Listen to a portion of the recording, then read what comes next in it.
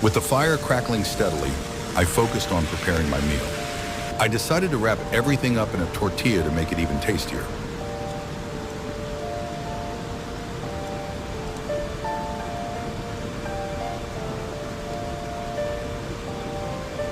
The food was incredibly delicious and juicy, just what I needed after a long day in the wild. Satisfied, I laid down to rest, letting the warmth of the fire ease me into a deep sleep. The fire burned through the night, keeping the shelter cozy and warm.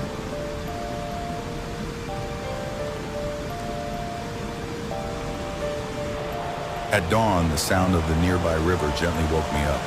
The morning air was crisp, and I knew a hot cup of tea would be the perfect way to start the day.